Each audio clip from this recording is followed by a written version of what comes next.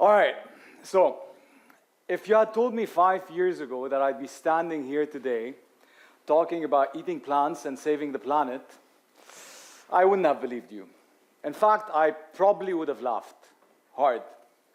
See, I loved meat. I ate meat with everything. It was the center of my diet. Everything revolved around eating meat. Every meal, every day. If the plate didn't have meat, I didn't eat. And I believe that eating animals was just the way things were, right? It's what we've always done. It's what we define as normal. It's almost necessity. It's a necessity for us, right? At least that's what I thought. And that's what I've been told by everybody around me, right? My family, my friends, society, TV, everything said that eating animals is normal. So, but what if what is normal was actually hurting us, hurting the planet and billions of animals? And what if we had the power to change it all? The world is changing very fast. And the choices we make today, especially in the food that we choose to eat, can define and shape the world we inherit tomorrow. Our planet is running out of resources. Right now, the way we produce food is destroying forests, polluting rivers, and heating up the earth like never before. Raising animals for food uses more water, more land, and pollutes like nothing else that we do as humans. It takes 8,000 liters of water to produce 1 kilogram of beef. That's like keeping the shower running for 6 months for one meal. We are running out of space to grow food. And the worst part is that the crop that we're growing isn't for us. It's to feed the animals that go into our food. What else? What we're eating is making us sick. The more meat we eat, the higher our chances of things like heart disease, diabetes, and other serious health problems. Yeah? And I'm sure you know, farms have to feed animals massive amount of antibiotics to keep them alive in these crowded spaces that they put them in. The more medicine they are fed, the less effective this medicine becomes for us. And one day, we might not have medicine that works at all.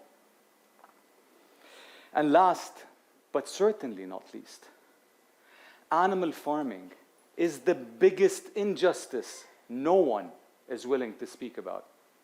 Every year, billions of animals are bred into existence, crammed into small cages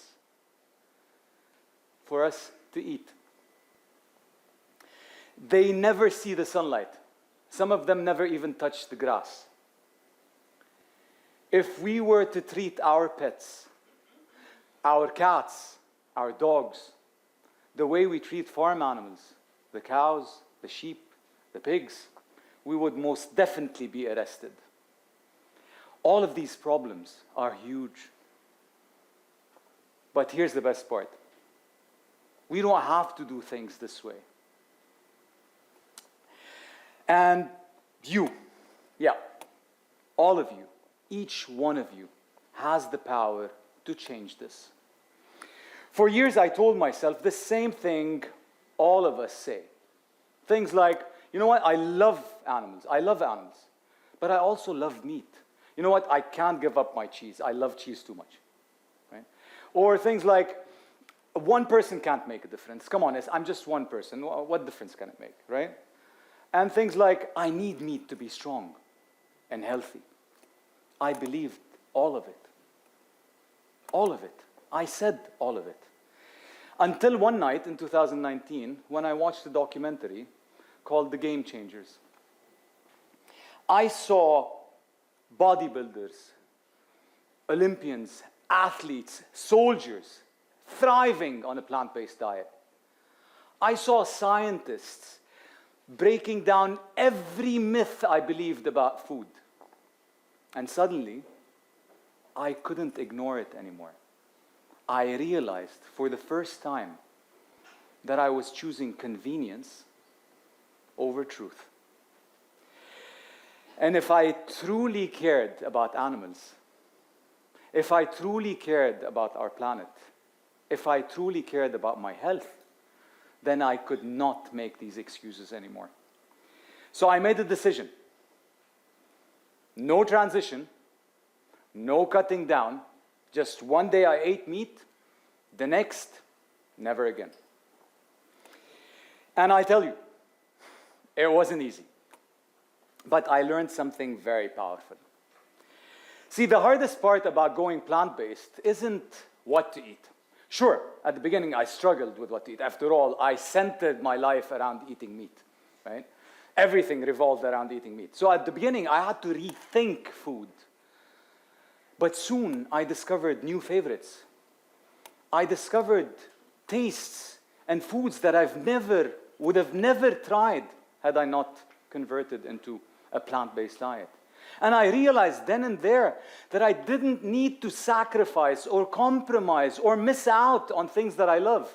Burgers, pizzas, everything, you name it, it's there. I sacrificed nothing.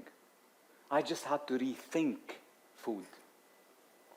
Then came the social part, right? I won't lie to you. That was tough. That was hard. You know, gatherings, Sunday barbecue, outings with friends, Christmas dinners, social gatherings such as this one. I used to receive the same questions, the same comments over and over again. It was abusive too. Why are you doing this? Don't you miss real food? What man does not eat meat? Aren't you worried about your health? Some made jokes. Others just didn't understand. But I thought, will this always be the case? But then something interesting happened. The more I stuck to my choice, the less people questioned it. Some even started asking me for advice. John, where do you get your protein from? Oh, by the way, I tried this veggie burger the other day and it was amazing. The same people that used to tease me started respecting my decision. Some of them, dare I say, started making changes for themselves. So that's the thing about standing up for something. You might feel like an outsider at first, but if you stay committed, people start paying attention. This is exactly what happened with Genesis Butler. Genesis Butler was just 6 years old when she decided she's going to become a vegan. She's a kid. Everybody thought she was crazy, right? But soon after, her entire family followed in her footsteps.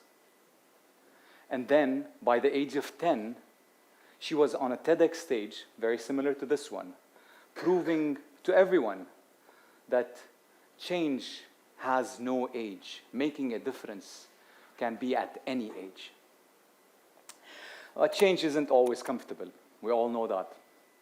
What feels uncomfortable today might be the thing that inspires someone else tomorrow.